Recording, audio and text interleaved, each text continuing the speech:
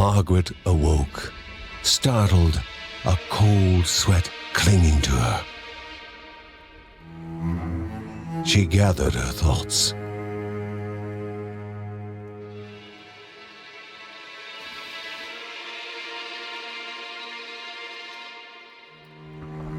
Aged wood creaked, echoing through the quiet rooms.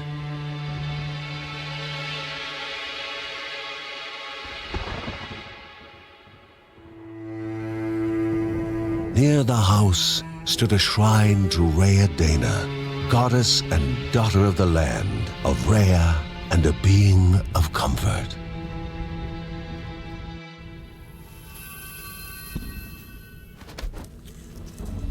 Margaret sought answers. But the goddess did not speak. There was only the faint whisper of something dark, something hungry.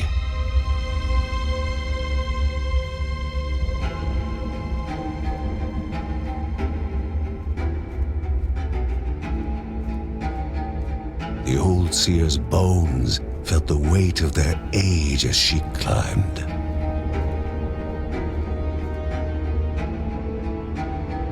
The only thought on her mind, has it begun again?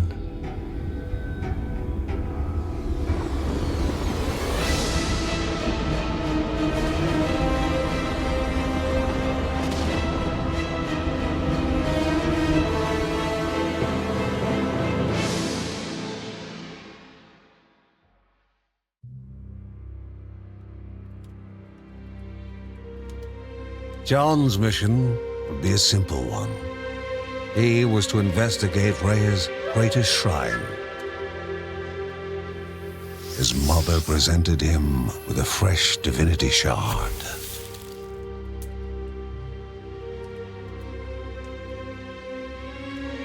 From his brother came a newly sharpened sword.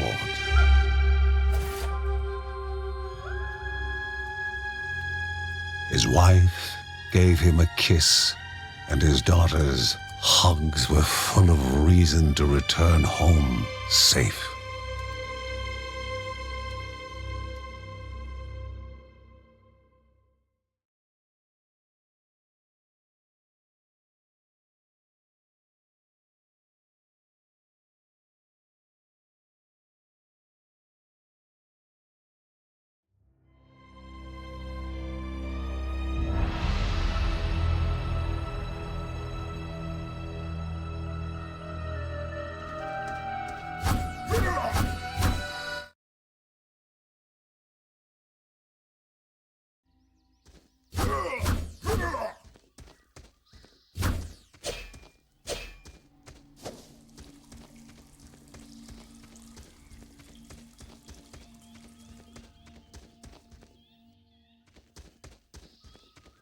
Rhea, a land long forgotten, a place of unimaginable beauty.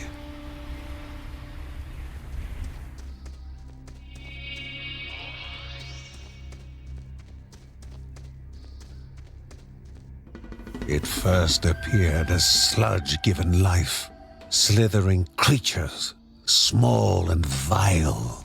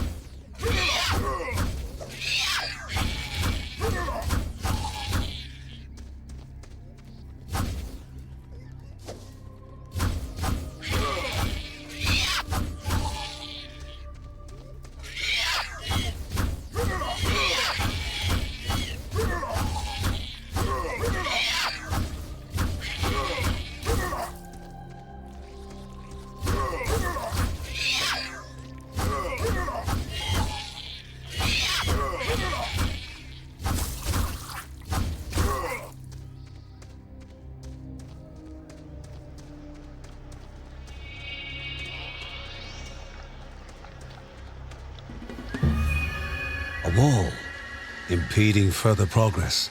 A battle was certain.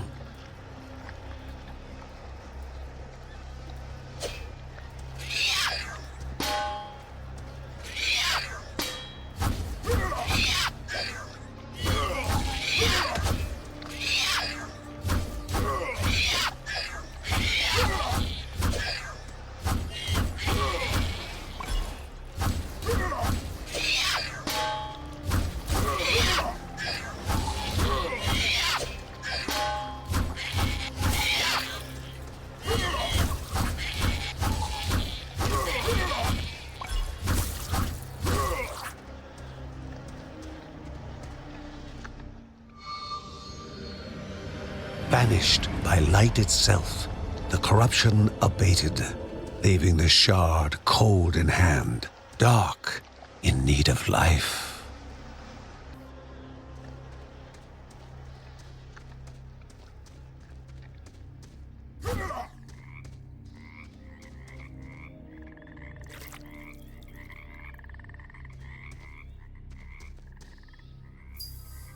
The shard grew warm, humming softly from the harnessed energy.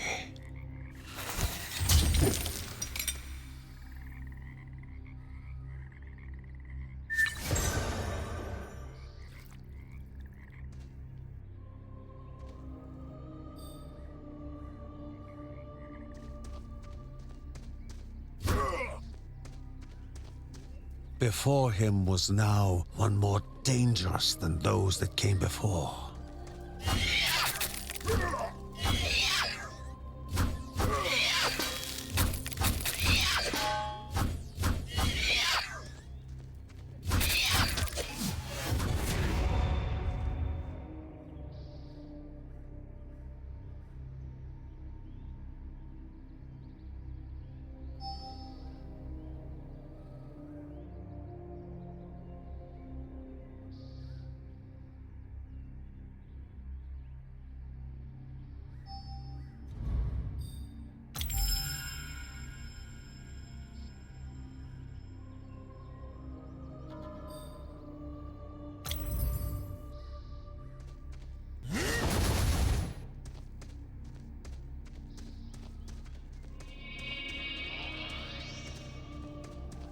Goblins, a familiar threat, albeit farther out than usual.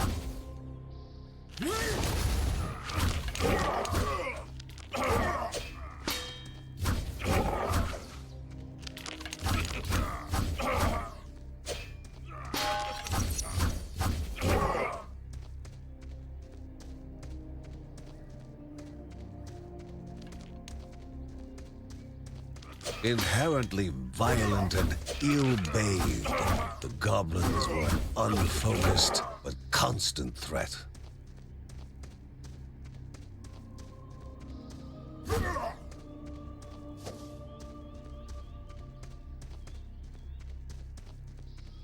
Magnificent but dangerous, a land of love found and of love lost.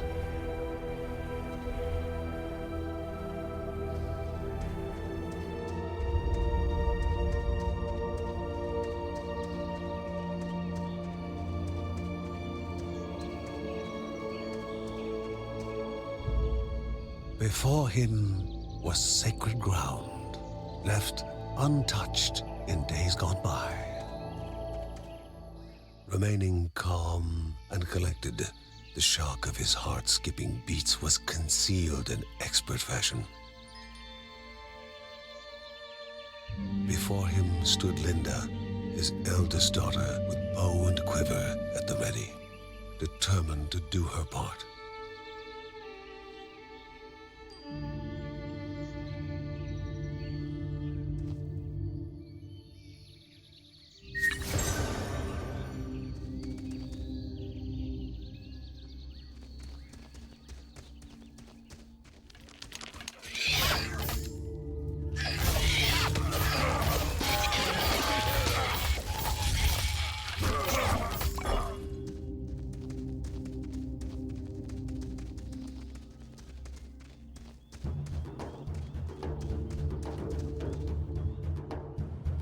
Before the Guardians were not beasts feeding, but monsters consuming, destroying others. They corrupted and distorted, creating even more hungry husks.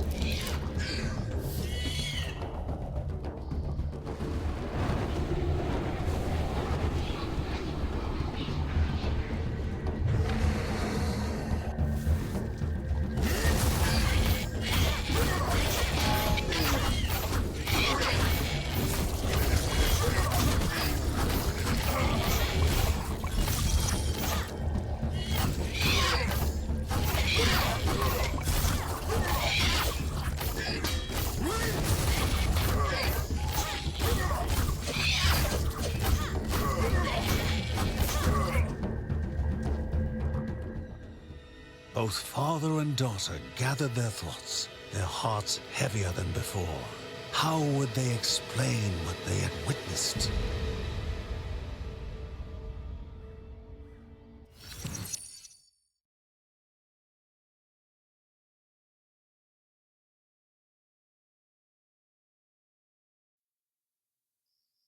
The ancient tree had been cut down. Together, father and daughter described the horror, the creatures dripping with decay that slithered into bodies stuck between life and death to bolster their ranks. Grandma Margaret confirmed what they all feared. It was the corruption, a cruel entity spoken of only with hushed voices, an ocean of darkness that flowed from the top of Mount Morta. And the Bergsons' duty was to stand against this devouring deluge of death.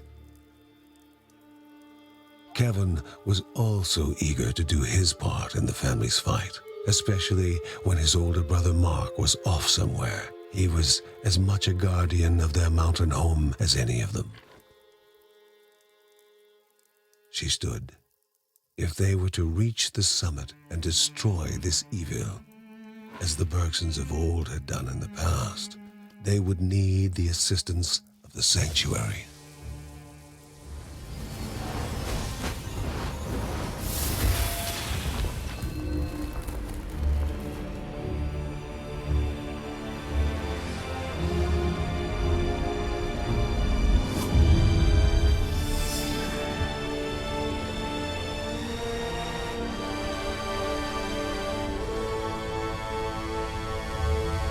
Given to the Bergsons by Rhea herself, the sanctuary was a gateway to the mysterious lands around the mountain.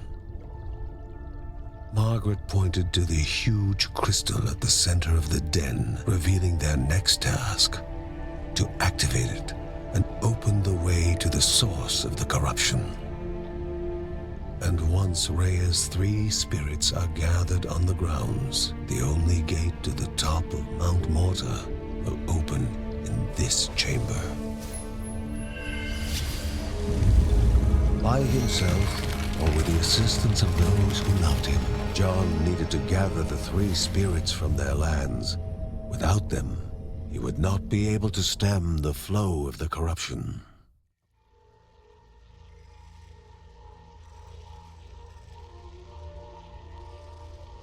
Halls of Anaidia must be here, for she needs to be found.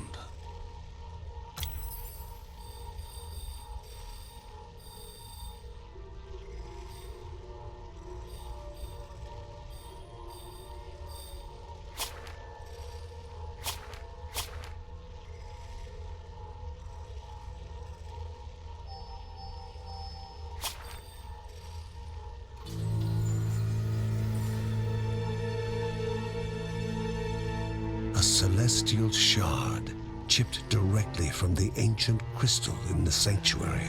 It would be the Bergsons' lifeline, a tether to pull them back home before death's fateful whisper.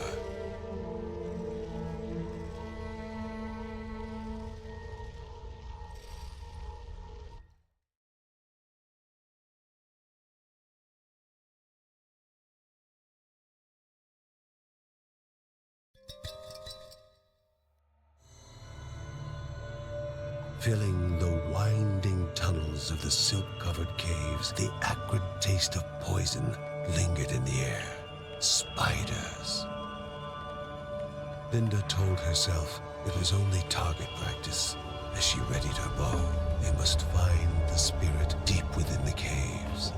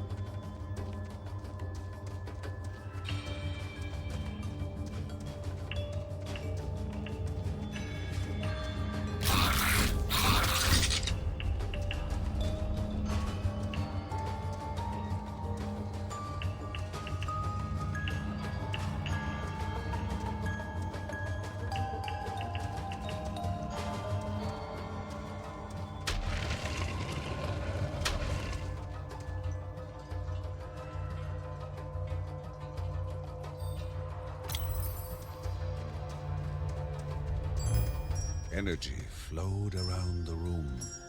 Before the hero, an object of the divine.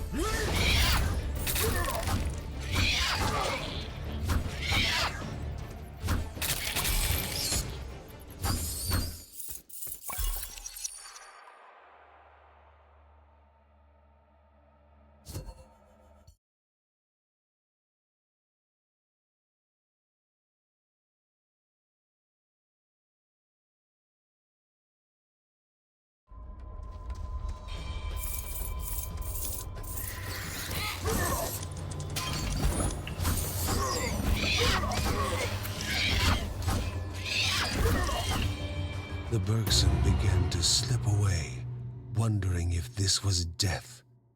It was warmer than they expected.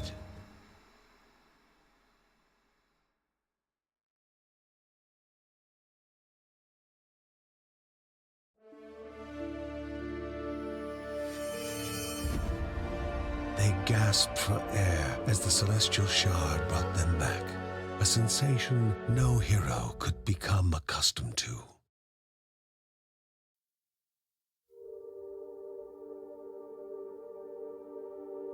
As she heard John and Linda describe their foray, thoughts rushed through Margaret's head.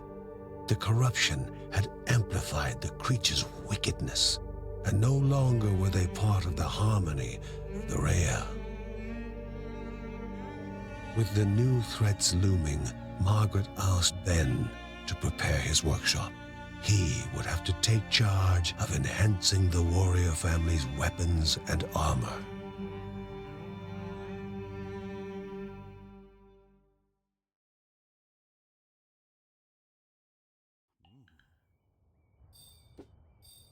Uncle Ben reached out to the familiar warmth of the forge.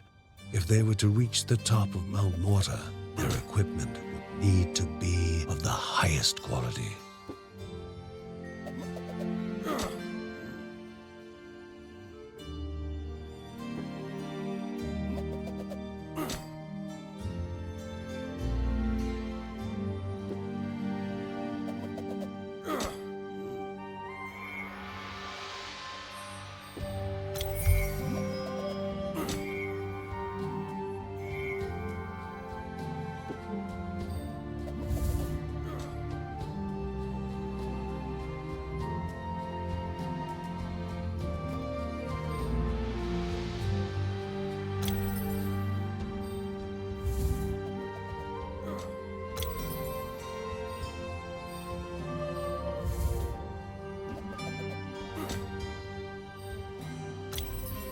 When light faded from the sky and most were fast asleep, Mary would write about her family, immortalizing them for future generations.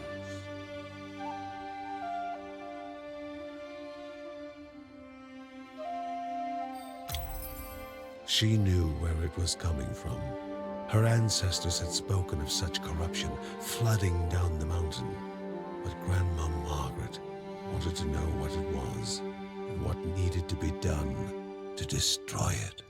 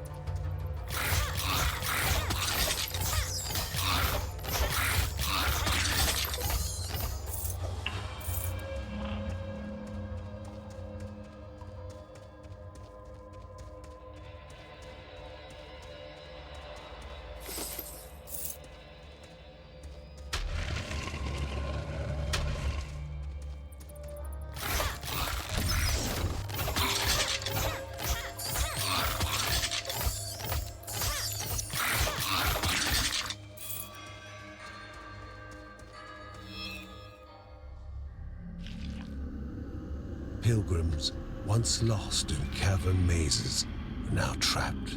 Their poor families forever looking forward to a return that will never happen.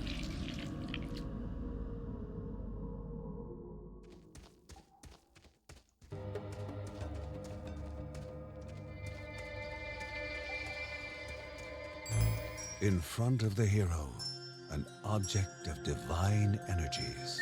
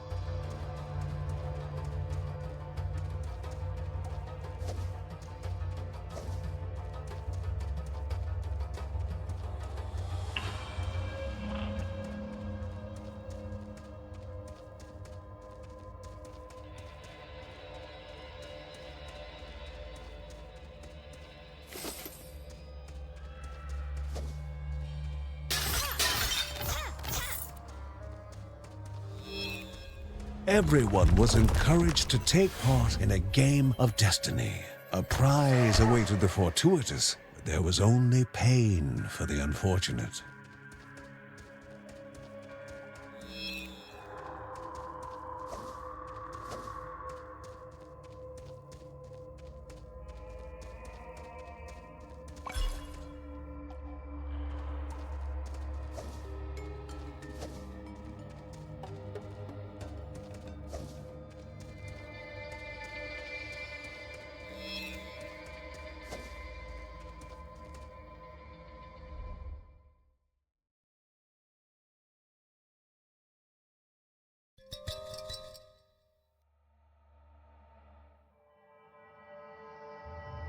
The halls of Anea Dia, so mesmerizing in their magnificence, were to be found at the end of a long road.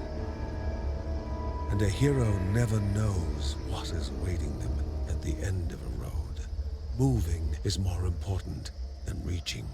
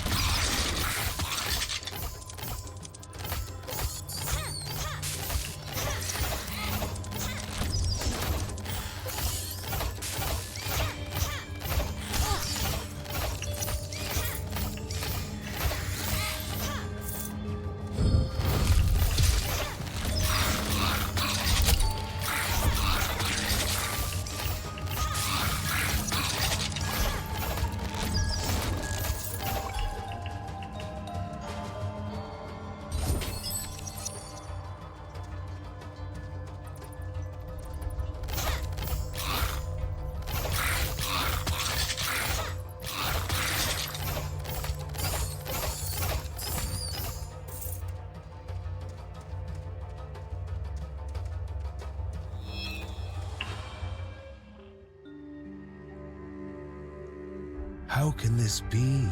Is he lost? Muttered Margaret under her breath.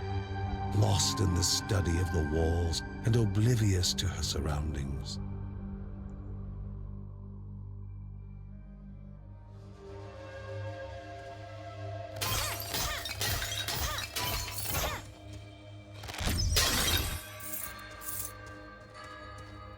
She always had time for her children, but it was best to leave Grandma to her pursuits now.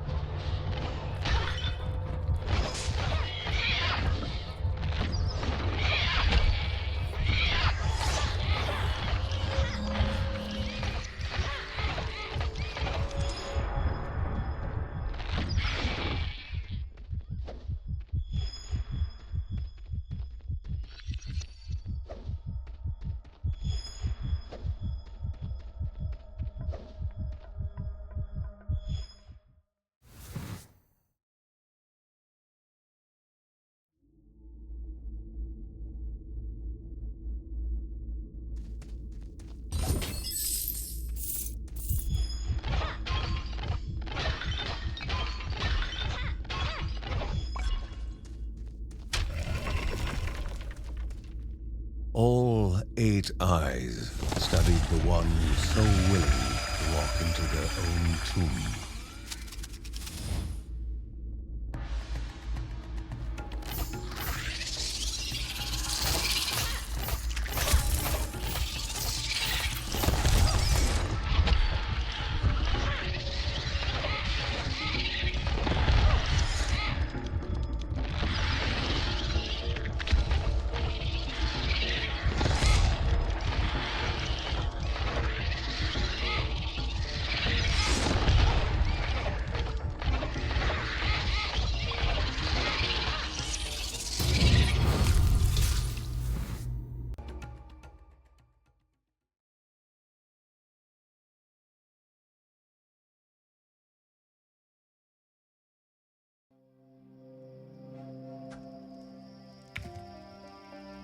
Kevin's need to help all began when his elder brother Mark left the house.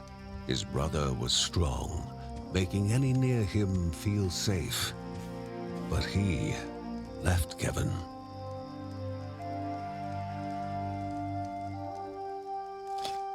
Though Uncle Ben knew what his nephew needed, a focal point for his aspirations.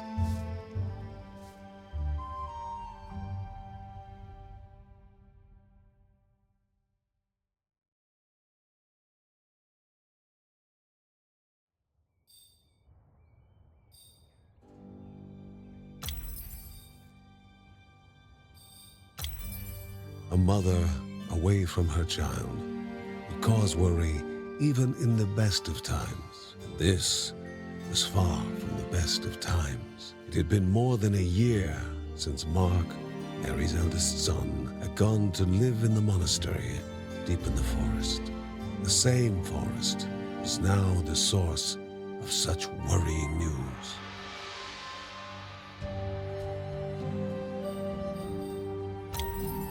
Uncle Ben pondered over a map he received from a refugee. The Silk Caverns were a twisted maze of dead ends and venomous nests. But somewhere along the right path, a Neadia, spirit of the Caldipo Caves, rested.